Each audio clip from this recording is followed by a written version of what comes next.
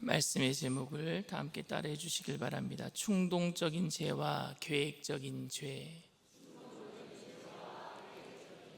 충동적인 죄와 계획적인 죄. 혹시 여러분 주변에 너무너무 착한데 능력도 있어요. 그런 사람 있으세요? 착한데 진짜 일도 너무 잘해요. 일본의 한류 열풍을 일으켰던 드라마가 제일 처음에 우리나라 드라마 중에 대장금이라는 드라마가 있어요. 아세요? 대장금. 대장금에서 그 왕으로 나온 임호라는 사람이 제 친구예요. 왜요? 저긴 젊은데 난 늙어 보여요? 막역한 친구입니다. 초등학교 동창이고요. 저희 집에 와서 자기도 하고 제가 그 집에 가서 자기도 하고 고등학교 또 동창이기도 하고요. 근데 제가 호에게 물어봤어요. 대장금 할 때 뭐 힘든 게 없었느냐 물어봤더니 저한테 그러더라고요. 너무 쉬웠대요. 대사가 별로 없었대요. 맛있구나. 이것만 했대요. 맛있구나. 극중 주인공인 장금이는 참 착하고 총명합니다. 그 마음에 악의가 없고 남을 해하려고 하지 않고 항상 동기가 순수해서 사람의 병을 어떻게 하면 낫게 할 수 있을까, 또 어떻게 하면 맛있는 음식을 만들 수 있을까. 참으로 총명해서 선한 마음이 어려움에 처한 사람들에게 실제적인 도움이 될 수 있도록 그렇게 극중인물로 나오고 있습니다. 저나 여러분들이나 시청자로서 보기 때문에 장금이의 그런 모습이 보기 좋았을 것입니다. 하지만 장금이와 함께 살아가야 하는 처지가 된다면 여러분들은 그렇게 좋지 않을 것 같습니다. 함께 수련을 받고 궁에서 함께 살아가는 그런 장금이의 친구들은 장금이가 선하기도 하지만 능력도 있어요. 그 사람을 보면 열등감을 느낄 것이고 질투심도 느낄 수 있을 것 같습니다. 저라면 그럴 것 같아요. 한 번쯤 장금이를 이겨보고 싶을 것 같고 장금이가 실수해서 당황해하는 모습을 보고 즐거워할 수도 있을 것 같습니다. 일단 마음속에 열등감과 질투심이 생기면 괜히 얄미워지기도 합니다. 전혀 그런 의도에서 한 행동도 아닌데도 잘난 척하는 것 같고 무시하는 것 같다라는 생각도 들 것 같아요. 우연이라도 장금이를 이길 수 있는 기회가 주어진다면 속임수를 써서라도 충동적으로 그를 이기고 싶을 그런 마음이 생길 것 같습니다. 그래서 아우구스티누스는 이렇게 얘기를 했습니다. 남이 잘 되는 것을 보고 진심으로 기뻐할 수 있는 유일한 사람은 자식을 바라보는 부모뿐이다. 맞는 말이죠, 여러분. 근데 저는요, 순간적으로 제 자식들이 저보다 뭘 더 잘하면은요, 그냥 질투심이 생길 때도 있어요. 이상하게 보여요. 예전엔 제가 팔씨름을 다 이겼어요. 근데 요즘에는 큰아들한테는 팔씨름을 지고 둘째 아들한테는 아직까지는 이기는데 큰아들한테 지면은요 막 질투심이 나와요. 그래서 제가 열심히 운동하고 있습니다. 지금도. 아빠가 아닌가 봐요. 정말 어렵다가 잘 풀리면 그 사람을 보고 모두 기뻐하지만 하는 일마다 나보다 잘 되면은 여러분 불편해지기 시작합니다. 동정과 애정은 그래도 내가 낫다라고 생각할 때 생기는 것이고 나의 위치가 흔들리면은요 애정은 질투로 바뀌는 건 시간 문제예요, 여러분. 그런 의미에서 저는 열등감이나 질투심이 죄인 것은 내가 인정하겠지만 동시에 그 마음이 아주 이해되지 않는 것은 아니에요. 이해할 수 있을 것 같아요. 열등감과 질투심을 느끼는 사람들을 이해할 수 있을 것 같아요. 그런데 정말 나쁜 경우는 그냥 그 사람이 미워서 깎아내리기로 한 경우예요. 그냥 정말 나쁜 경우는 잘 되는 게 싫은 게 아니라 그냥 그 사람이 싫어요. 그냥 그 사람이 싫어요. 부러움과 더 잘해보겠다는 마음에서 비롯된 질투심이 아니라 자신의 존재감을 의미하는 기득권의 위협을 느껴서 그냥 그 사람이 그냥 싫은 거예요. 혹시 여러분들은 그런 경험 해보신 적 있으십니까? 이런 경우에는 그 사람의 마음을 어떠한 방법으로도 바꾸기 힘듭니다. 다 포기하고 그가 원하는 대로 내가 해줄 수밖에 없어요. 그래야지 미움이 좀 사라질까? 남이 잘 되는 것을 보고 괜히 화가 나고 속상해서 마음에도 없는 말을 하는 것과 의도적으로 한 사람을 잡아보겠다고 음모와 계획을 꾸미는 것은 아주 질적으로 다른 차원이 다른 얘기입니다. 물론 둘 다 인간의 죄성에서 비롯된 것은 사실입니다. 하지만 죄의 질이 다르단 말입니다. 여러분, 살인해도 질이 틀려요. 정말로 우발적인 살인과 치밀하게 계획된 살인은요, 그 살인의 죄의 질이 틀려진단 말입니다. 변호사들도 이게 우발적인 살인입니다라는 것을 증명하려고 그러잖아요. 이건 계획적인 게 아닙니다. 왜 그렇습니까? 계획적인 거는요, 정말 재질이 나쁜 거예요. 예수님이 앞을 보지 못하고 사람의 눈을 뜨게 하셨을 때, 앞을 보지 못하는 사람의 눈을 뜨게 하셨을 때 많은 사람들이 예수님의 주변에 모여들기 시작했어요.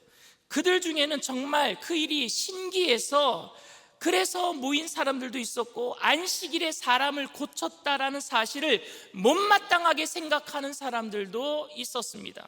주님이 가시는 곳에는요, 항상 이 두 부류의 사람이 있었어요.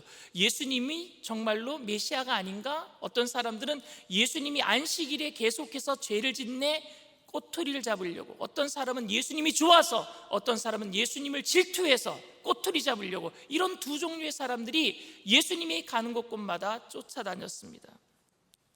그 후에 예수님은 유대 땅을 떠나셨지만 유대인들 사이에는 이 문제로 논쟁이 아마 굉장히 심했을 거예요. 예수님이 메시아다, 아니다, 안식일에 질병을 고치는 거 보니까 메시아가 아니다, 이런 논쟁이 아주 심했을 겁니다. 그리고 예수님이 다시 예루살렘에 오셨을 때에 그 사람들은 예수님을 붙들고 정말로 당신이 메시아입니까? 아니면 우리가 메시아를 기다려야 합니까? 분명하게 좀 밝혀주세요 라고 말을 했습니다. 요한복음 10장 24절 말씀입니다. 유대인들이 애워싸고 이르되 당신이 언제까지나 우리 마음을 의욕하게 하려 하나이까? 그리스도이면 밝히 말씀하소서 하니. 그렇게 재촉했던 사람들 중에도 예수님이 메시아일 거라고 믿는 사람들과 아니다, 예수님은 메시아가 아니다 라고 믿지 않는 사람들이 섞여 있었습니다. 이들은 그냥 좀 분명하게 주님의 말씀을 들어보자라고 모인 사람들이었어요. 근데 그때 예수님께서는 자신이 하나님의 아들인 것과 아버지와 나는, 아들은 하나이다 라는 것을 정확하게 증명하셨습니다. 요한복음 10장 25절에서 31절까지 말씀입니다. 예수께서 대답하시되 내가 너희에게 말하였으되 믿지 아니하는도다. 내가 내 아버지의 이름으로 행하는 일들이 나를 증거하는 것이거늘 너희가 내 양이 아니므로 믿지 아니하는도다. 내 양은 내 음성을 들으며 나는 그들을 알며 그들은 나를 따르느니라. 내가 그들에게 영생을 주노니 영원히 멸망하지 아니할 것이요 또 그들을 내 손에서 빼앗을 자가 없느니라. 그들을 주신 내 아버지는 만물보다 크심에 아무도 아버지 손에서 빼앗을 수 없느니라. 나와 아버지는 하나이니라 하신데 유대인들이 다시 돌을 들어 치려 하거늘. 이들은 원래 주님을 죽이려고 찾아온 사람들이 아니었어요. 잘 납득이 되지 않는다고 할지라도 그냥 주님의 말씀을 좀 더 들어보기 위해서, 당신 메시아가 맞습니까? 알고 싶어서, 확인하고 싶어서 왔던 사람들입니다. 그날 그들은요 주님에게 해를 입힐 생각이 없었어요. 돌을 들어서 그를 칠 생각이 없었습니다. 그런데 주님이 하신 말씀은 너무 이단적인 말씀이에요. 그들이 듣기에는 너무 이단적이었어요. 마치 신천지 이만희 교주가 내가 하나님이다라고 말하는 것이에요. 그들이 듣기에는. 그래서 돌을 집었단 말입니다. 그냥 충동적으로 돌을 들었던 거예요. 충동적으로. 이럴 때는 여러분 피하는 것이 상책입니다. 일상생활 속에서 순간적인 충동에 혈기를 부리는 사람을 여러분 설득하겠다고 자꾸 말을 하는 것은요 불에다가 기름 끼얹는 거예요. 그때는 그 자리를 피하는 게 좋습니다. 그렇게 분노가 솟을 때는요, 잠깐 자리를 피하고 스스로 감정을 가라앉힐 수 있는 시간을 주는 게 좋습니다. 그래서 주님은요, 군중들을 피하셔서 떠나셨어요. 요한복음 10장 39절 말씀입니다. 그들이 다시 예수를 잡고자 하였으나 그 손에서 벗어나 나가시니라. 그리고 예수님이 예루살렘을 떠나서 한참 다른 곳에 가 계실 때 나사로가 죽은 거예요. 나사로가 죽었다라는 소식을 듣고 예수님이 이틀 동안 계시던 곳에 더 계시다가 이틀 이후에 돌아오셨을 때는 이미 나사로가 죽은 지 나흘이나 지난 이후였습니다. 예루살렘에 예수님이 또 나타나신 거예요. 마리아 집에 모여있던 사람들은요, 예수님의 측근들은 아니었었습니다. 왜? 애곡하려고 울어주러 온 사람들이니까요. 그냥 동네 사람들이었어요. 잘 모르지만 얼마 전에 주님을 향해서 돌을 들었던 사람들도 그 중에 있었을 것입니다. 하지만 그들은 이미 이성을 되찾았어요. 그때 당시에 화났던 모든 것들이 이미 가라앉았습니다. 아무도 지금 그곳에서 예수님을 향해서 돌을 집어던지지 않았습니다. 그리고 그들은 어떤 말로도 형용할 수 없는 놀라운 광경을 지금 목격하게 되는 거예요. 마리아의 앞에서 눈물을 보이신 주님은 눈물을 훔치시고 마리아와 마르다에게 나사로의 무덤으로 가자고 했습니다. 그 집에 와 있던 유대인들 뿐만이 아니라 예수님이 다시 나타나셨다는 말을 듣고 주변에 있던 모든 유대인들이 모두 다 나사로가 묻혀 있던 무덤으로 다 몰려들었습니다. 주님은 무덤에 돌을 옮겨 놓도록 하시고 눈을 들어서 하늘을 우러러보시면서 기도하셨어요. 요한복음 11장 41절에서 42절 말씀입니다. 돌을 옮겨 놓으니 예수께서 눈을 들어 우러러보시고 이르시되 아버지여, 내 말을 들으신 것을 감사하나이다.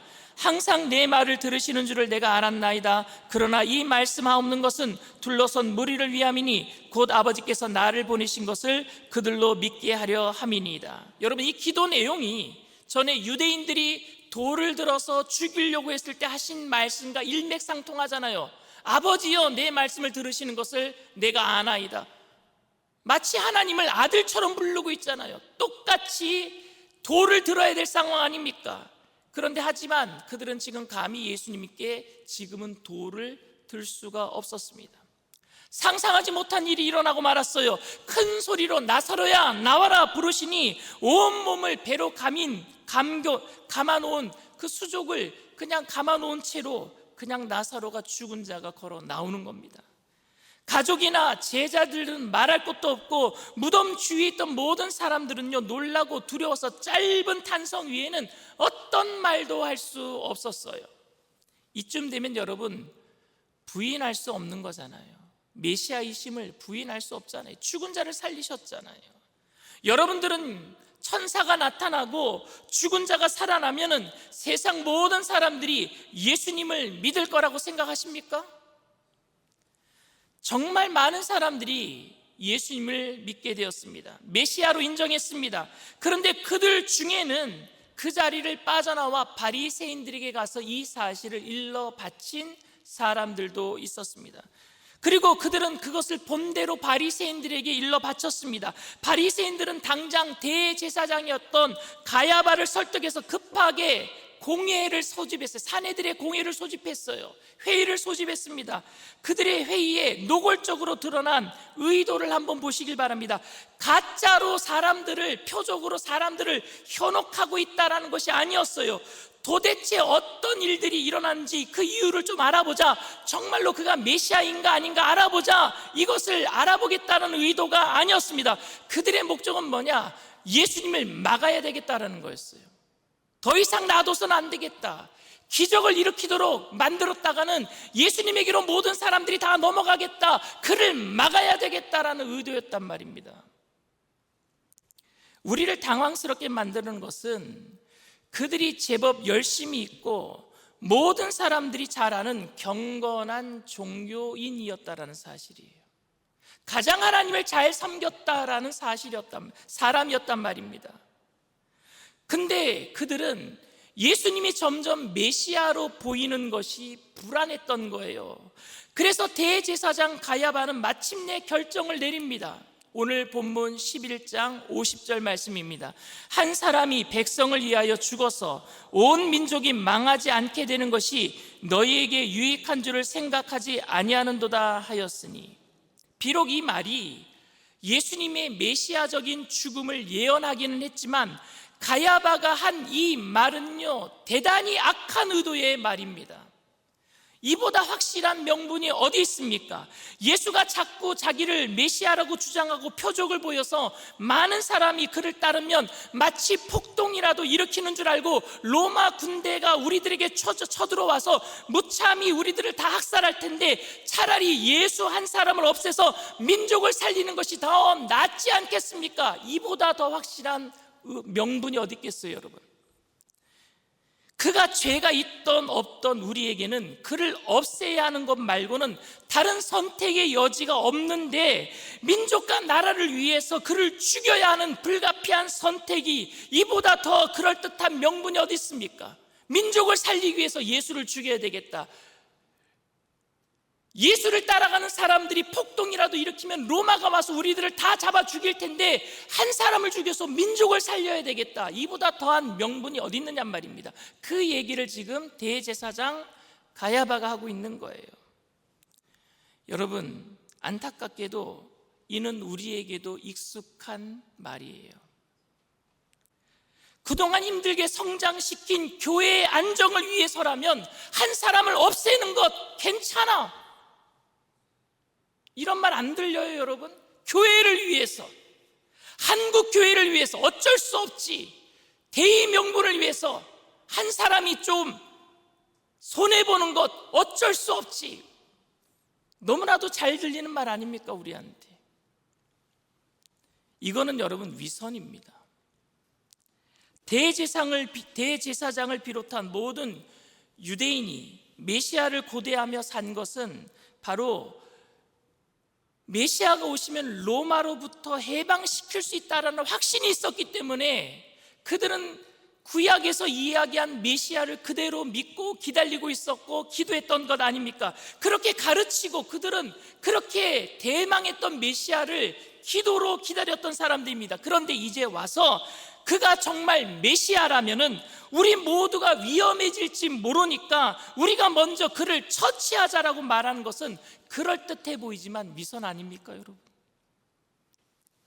이만큼 보호해준 로마 제국에 충성하고 감사해야 한다라고 말하는 매국노적인 사람들보다도 더 가증스러운 일을 지금 꾸미고 있는 것 아닙니까?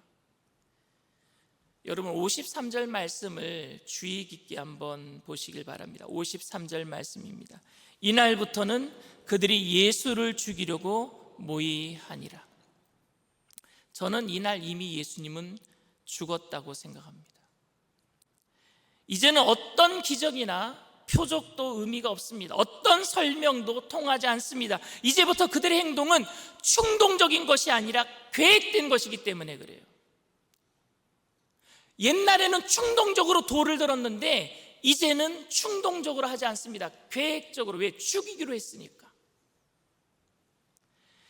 이때부터 그들은 마음속 깊이 노골적인 불신을 드러내기 시작해요. 여기에는 어떠한 망설임도 없고 옳고 그름에 대한 판단도 고민도 없습니다.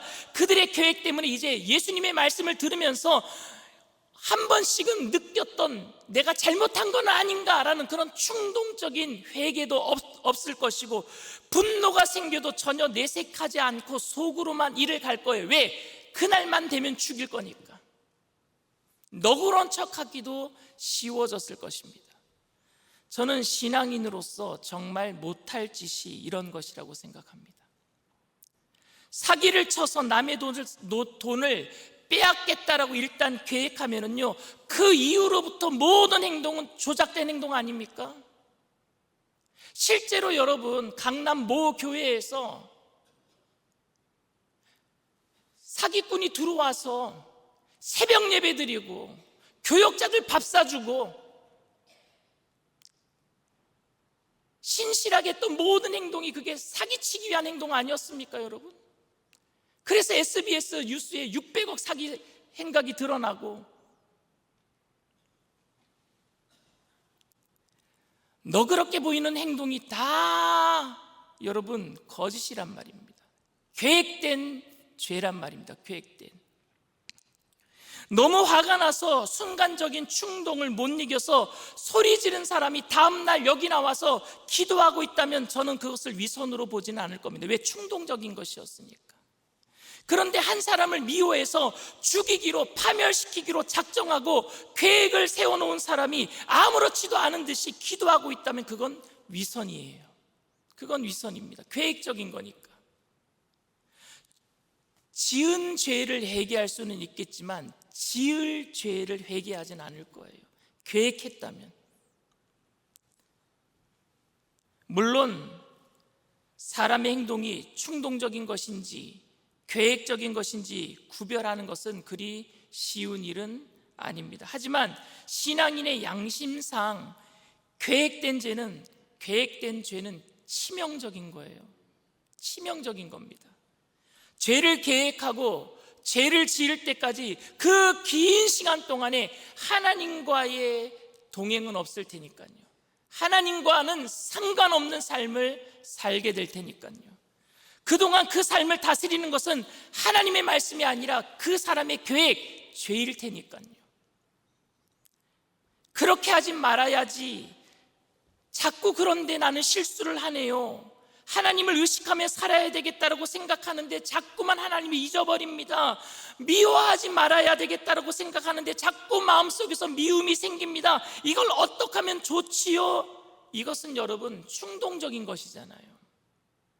이런 말들을 하는 것은 우리 연약함 때문에 욱하는 것 때문에, 충동 때문에 올라오는 것이잖아요. 저는 이런 것은 그래도 회개할 수 있다고 생각합니다. 성경에서는 이런 흠이 없어야 된다고 말하는 것이 충동적인 죄를 범하지 말아야지 흠이 없다고 말하는 건 아니라고 생각합니다. 왜? 우리 모두 다 흠이 있어요. 이렇게 되면은 충동적으로 살잖아요. 말씀 듣고 은혜 받다가도 집에 가면 욱하고 또 성경 나오잖아요. 충동적이잖아요.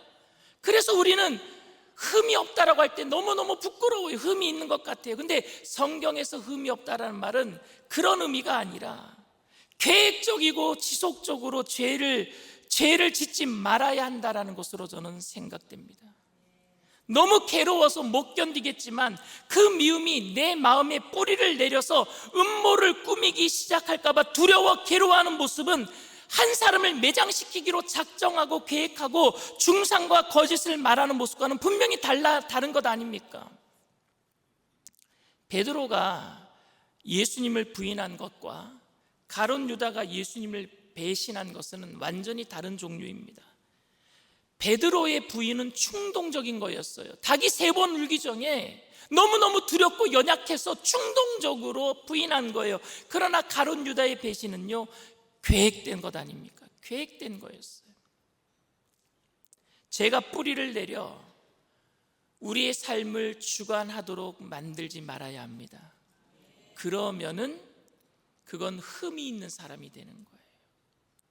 미움이 생기더라도 그 미움이 지나가도록 해야지 둥지를 틀고 두고 중상하고 비방해서 한 사람을 잡겠다라고 계획을 세우도록 해서는 안 돼요, 여러분. 물론 그러니까 충동적인 죄를 지어도 괜찮다라는 말은 아닙니다. 그것조차도 다스릴 수 있도록 절제하는 훈련이 필요하지만 더욱 경계하고 두려워해야 할 것이 작정하고 짓는 죄, 계획적인 죄라는 것입니다. 이 죄는요, 영혼을 메마르게 만들고 결국에 나를 파멸시킬 거예요. 제 생각이 틀리지 않다면 주님을 죽이겠다고 모의한 날부터 그렇게 모의에 가담한 사람들은 주님께서 무슨 말씀을 하시든지 어떤 표적을 보이시든지 어떤 기적을 베푸시든지 절대로 주님에게 넘어가지 않았을 거예요.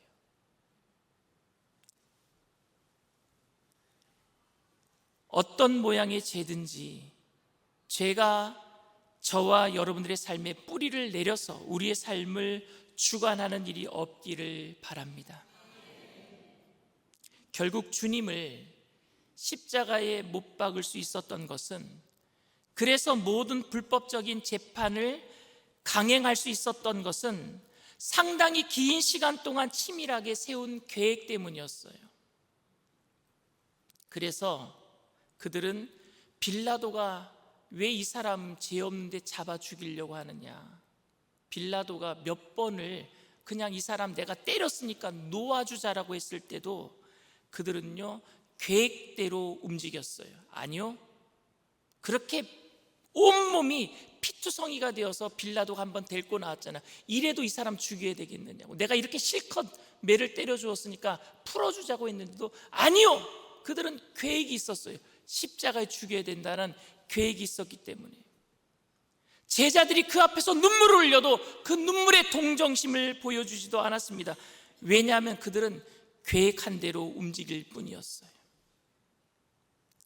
잡히시던 날 밤에 주님은 제자 중에 한 사람이 나를 팔 것이다 라고 말씀을 했습니다. 그때 모든 제자들이 두려워서 주님께 물었습니다. 주님, 저는 아니지요. 예수님, 저예요? 저는 아니지요. 다 물었어요. 베드로도 물었고 가룟 유다도 물었습니다. 오늘 성경 기록자 요한도 물었습니다. 요한복음 13장 21절에서 25절 말씀입니다. 예수께서 이 말씀을 하시고 심령이 괴로워 증언하여 이르시되 내가 진실로 진실로 너희에게 이르노니 너희 중 하나가 나를 팔리라 하시니 제자들이 서로 보며 누구에게 대하여 말씀하시는지 의심하더라. 예수의 제자 중 하나 곧 그가 사랑하시는 자가 예수의 품에 의지하여 누웠는지라. 시몬 베드로가 머리짓을 하여 말하되 말씀하신 자가 누구인지 말하라 하니 그가 예수의 가슴에 그대로 의지하여 말하되 주여 누구니까. 모든 제자들이 연약함으로 로마 병정들이 잡으러 오면은 누구든지 부인할 수 있는 그런 자신감 없는 자신의 모습들을 보고 있었기 때문에 주님, 저는 아니죠 묻고 싶었어요. 그런데 베드로와 다른 제자들은 내가 예수님을 팔지도 모른다라는 연약함 때문에 그 충동이 나에게 있을 수도 있으니까 충동적으로 죄를 지을 수 있다라는 연약함 때문에 물었지만 가룟 유다는 저는 아니지요 라고 물을 때 자기가 들킬까봐, 계획적인 자기의 죄가 들킬까봐 물어봤단 말입니다. 그래서 다른 거예요. 여러분, 여러분들은 이 중에서 누군가가 나를 팔리라면 어떻게 물으실 거예요? 연약함으로 주님, 저는 아니지요. 저에게 그런 충동은 있지만 내가 너무너무 연약해서 세상 사람들이 예수 믿는 사람들을 다 잡아 죽인다고 한다면 그 연약함 때문에 내가 예수를 부인할 수 있는 그런 충동이 있는데, 그런데 주님, 저 어떡하지요? 라고 묻는 거는요, 주님이 이길 만한 힘을 더하실 줄 믿습니다. 근데 계획하고 있다면 그건 구제불능이에요. 오늘 여러분들 주님과 진실로 동행하고 싶습니까? 진실로 주님 앞에서 살고 싶으십니까? 그렇다면 연약하지만 내 안에 미움과 분노가 뿌리 내리지 않도록 오직 주님만 바라보게 되기를 바랍니다.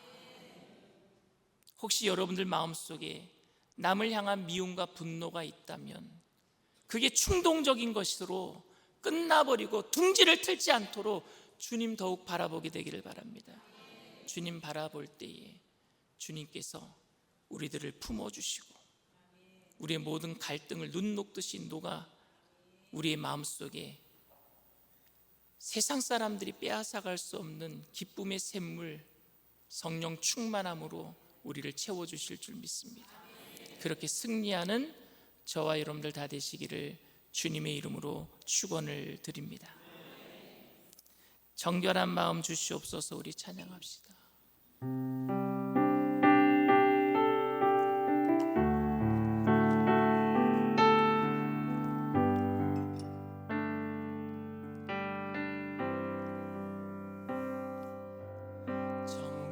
정결한 마음 주시옵소서. 오 주님,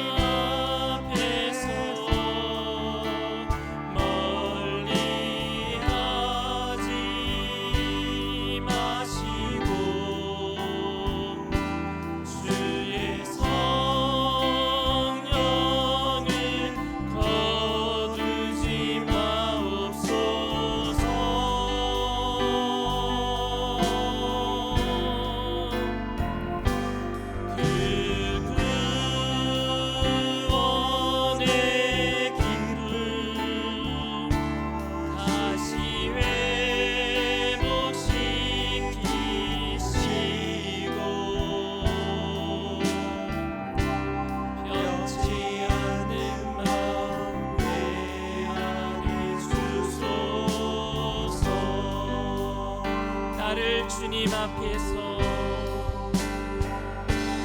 나를 주님 앞에서 멀리 하지 마시고 주의 성령을 거두지 마옵소서.